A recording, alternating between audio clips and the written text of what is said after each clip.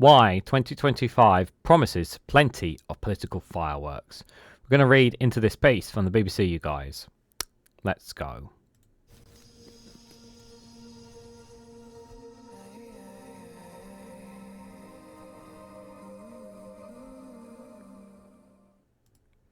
Good morning, good afternoon, good evening, wherever you are in the world. This is Reganelite here with an article here from the BBC with the headline of Why 2025 promises plenty of political fireworks. Politics in 2025 will be dominated by a single controlling thought. Do things start feeling any better? Guys, while you're here, make sure you hit the like button and share this across social media so others are notified of this video. I do think that does play a factor. Happy New Year, everyone.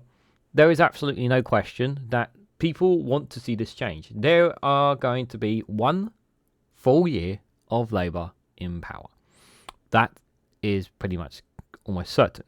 I'm pretty certain that unless something dramatically happens, we're going to have at least a full year of a Labour government in power, and we're going to see what they're going to do. We're going to find out if Prime Minister Keir Starmer is going to be able to be as tough as he comes across, if he is able to keep his word. Well, to most people's minds, he's already broken his word in some people's minds.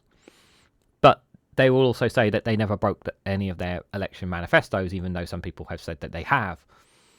One thing that must happen is people must start feeling better off. And I don't know if people are going to start feeling better off by the end of 2025. I don't think that's going to happen. I want it to. I want people to be better off. I want people to have more money in their pockets. I want people to have better lives. I want people to go out of their homes, walk down the streets and see that their communities are better off. I want people to feel that they're better off. Not just know that they're better off, but to feel it. I think that's really, really important. I think it's also important to remind us that the Conservatives have still not changed, and we must not, in any way, shape or form, allow them back into power again. In any way, shape or form. This is a party that has never, ever said they are sorry for what they have done in the last 14 years. There is no excuses to vote Conservative. If you are still someone voting Conservative, there's a problem with you. The messes that we are in are a direct result of decisions and policies made by the Conservative government. That couldn't be more clearer. So if you still think that voting Conservative, no matter what you might think about Labour is best for you, you honestly do not know what's been happening in the last 14 years. Let's be very clear about that. Liberal Democrats have not been a party really. They've talked a lot about social care, about healthcare. There seems to be more of their thing. But are they ones that could potentially be a part of a coalition that could actually speak for people? You know, 2010 was a long time ago. We're talking more than 15 years ago, since they were talking up to 15 years ago now, when they were in coalition with the Conservatives. And it was one of the gravest mistakes that the political party has ever made, and they have been forced to lick their wounds since then.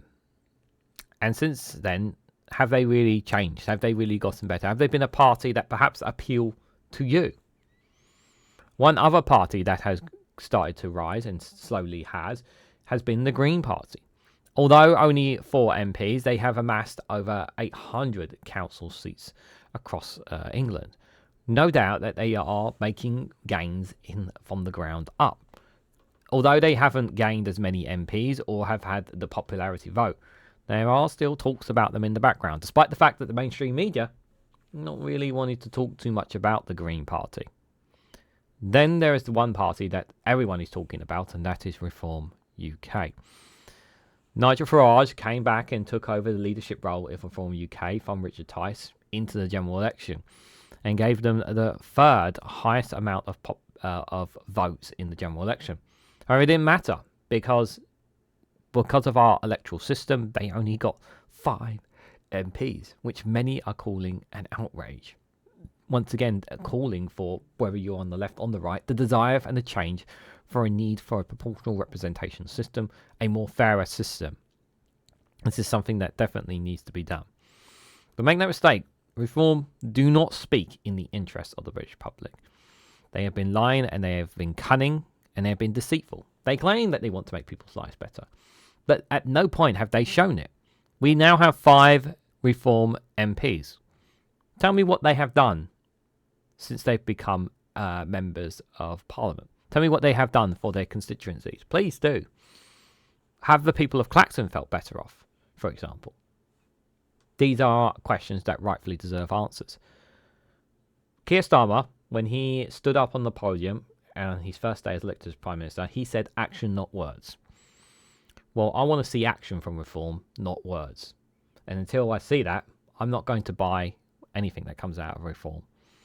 Because they keep saying that. They keep saying they're going to do things better. But they keep criticising. They don't offer alternative solutions, proper solutions to complex problems.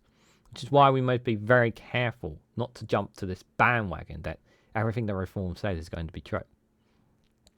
That being said, I made it very, very clear before the general election and after the general election that I would hold Labour to the fire. I'm not a Labour supporter.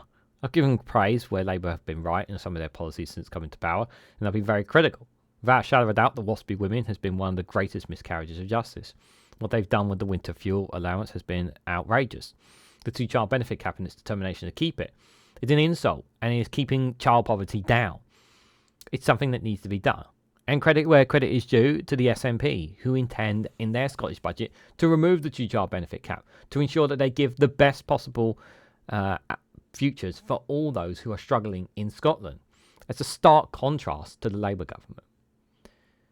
2025 is going to have plenty of political fireworks, not just here in the UK, but also in the US, as we welcome in a Trump administration as well. So let's read into it. So politics in 2025 will be dominated by a single controlling thought. Do things start feeling any better? The answer to that will drive much else in the political conversation: the fortunes, mood and demeanour of the government, the revival or otherwise of the Conservatives, and the prominence of otherwise of everybody else. 2024 was a year of spectacular success for Labour, but their landslide general election win already feels like it was ages ago, and the new government taking on a tricky inheritance and garnishing some foul-ups of its own. As we head into 2025, with quite the assembly of cocktail ingredients, a flatline economy with an impatient electorate and a volatile world. Within weeks, we will see the inauguration of Donald Trump. An already unprecedented international backdrop from Ukraine to the Middle East collides with the most unpredictable man ever to occupy the Oval Office. Huge implementations for trade, for climate change policy, for war and peace are huge. The Prime Minister, stung by the social media moniker that he is never here because he is forever on the international circuit, will inevitably find his attention again drawn to the global stage while making an argument that it has a direct impact on millions of lives in the UK. These are 2 inalienable truths in politics that bear repeating. Governing is difficult and assembling an electoral opposition is difficult, and perhaps never so more on both counts. Governing in the 2020s is a pretty unforgiving business, just ask the last Prime Minister, Rishi Sunak or Starmer. Among Sir Keir's ministers, I picked up 2 recurring settlements about the party's first 6 months in power. The first, as you can see in the eyes of ministers when they reflect upon their work, is an excitement after years of wilderness of opposition. They now have the power and they call upon to make that decisions every day. But the second is a frustration at too many mistakes. One minister told me they were fed up of what they saw as lacklustre presentation and communication, particularly of difficult stuff like taking the winter fuel payment away from millions of pensioners.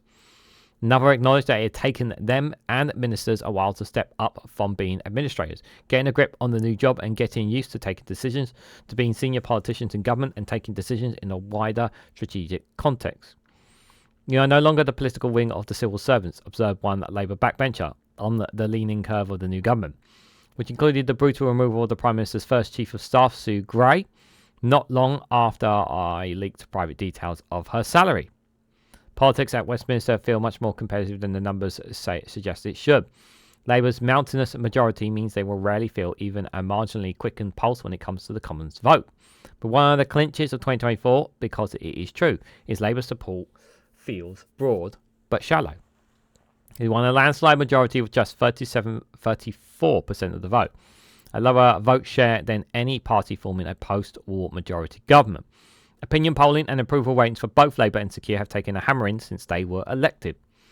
And so what are their Conservatives and their new leader, Kemi Badenoch? They have been more chippier and more united than they might have been, given just how big defeat went back in July. But privately, many Tories fear they have not yet hit rock bottom. They may look ahead, but they may not look forward to the local elections in England in May, where plenty of Tories reckon they will go backwards. This is because they are being contested where last fought in 2021, a high point for Boris Johnson after the pandemic, so they had plenty of seats to lose. Senior Tories tell me privately that they reckon Reganelite had made a middling start in the toughest of jobs. Even though supporters acknowledge that they are relieved that she hasn't done or said anything that has rebounded on her, given she has something of a reputation for putting her foot in her mouth now and again. And she recently put her foot in her mouth again over the hassle over the Reform subscribers having more subscribers than Conservative memberships, and really she should have just ignored it, would have been my response. And they hope she will shake off a skepticism bordering at suspicion of journalists and get it out more into the new year to make their case. And they will need to, because the word you hear often from the Conservative MPs is reform. In the name of Nigel Farage's party, Reform UK sends shivers down many of Tories' spines. And Labour aren't immune to concerns about them either. Farage and his team are upbeat and talk in public and in private about their ambitions of winning the next general election. They seem a farcical proposition that could upstart outfit whose entirely parliamentary party, 5 MPs, could fit in the back of the taxi. But remember, they attracted 4.1 million votes at the general election, 600,000 more than the Liberal Democrats. The issue reform was their votes were spread out rather than piling up in a sufficient number of particular places to win many seats. And in 2025, it will be keeping an eye on the two men within reform, the chair, Zina Yusuf, and the treasurer, Nick Candy. They personify Nigel Farage's twin aims for his party, getting more organised and generating money. The party is trying to build local branches around the country, local nerve centres of enthusiasm that could be building blocks for winning more seats at local elections, at the voted elections coming in Scotland and Wales in 2026, and at the next general election. Expect to see a bliss of regional conferences in the opening 2 weeks of the new year to try and drive this growth. The Lib Dems had a corker of a 2024. They won beyond their dreams, and Sir Ed now leads a party of 72 MPs. Sir Ed remains determined to do politics with a smile, taking his Christmas single as a latest example of that, trying his own issues of social care, young carers and a health service. The party is trying to maximise the exposure of their status at Westminster's third parties given them. Sir Ed went on, have I got for news for you recently? For instance, although invites like that can prove awkward. And in the next few weeks, don't be surprised if he pops up talking about foreign affairs and outflanks the broadly pro-European noises when we've heard from Labour talking about a potential UK future back inside European Union's customs union. The party also has an optimistic eye on the local elections in May, particularly in counties such as Devon, Surrey, Shropshire and Wiltshire. Challenges for Sir Ed will be convening a much bigger parliamentary party into influencing the area of big majority governments and noisy fellow opposition parties. The SNP had a dreadful 2024, nearly nuked in the general election by the rampant return of Labour in Scotland. But speaking to senior figures as the year draws to a close, their mood was less bleak than it might have been. The row over the so-called WASPy women and Labour maintaining their two-child benefit cap are just two examples of where the SNP hope to point to clear differences between them and Labour in the countdown to elections in the Scottish Parliament in 2026. Green MPs around Westminster wear plenty of smiles as we head into 2025. For a start, we now say Greens plural when we're talking about them for the first time. There is more than one of them. They have seen their party membership swell to around 60,000 as they are hoping to swell their presence on councils in those English local elections in May. Senior figures point out that they are currently part of an administration in over 10% of councils in England and Wales and finished second behind Labour in 40 seats at the general election. In some of those places, they are miles behind it, but others, there is at least the chance that they might be able to capitalise on the time on disgruntlement with Labour and lure voters on Labour's left in their direction. Let's see. Don't forget Plaid Cymru, the parliamentary group known as the parliamentary group known as the Independent Alliance, which includes former Labour leader Jeremy Corbyn and the parties in Northern Ireland, all of whom have their own concerns and campaigns, and can cause ruckus for the ministers inside and outside Parliament.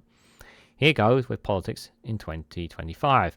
It might not be a general election year, but I reckon it will be lively. And I agree. I think it's going to be quite lively indeed. It's definitely going to be lively. It's going to be very interesting to see how things go forward with this Labour government. It's going to be interesting to see how Kemi Bakkenot is going to be doing in Prime Minister's questions, the questions that are going to be expect coming out of PMQs from Ed Davies and other MPs when, you know, global events, not just UK events, but global events occur as well.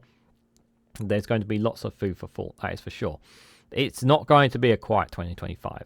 It may be a low key in comparison to last year because 2024 had a lot of elections, a lot of change, a lot of transitions in a lot of countries. There was a lot of that.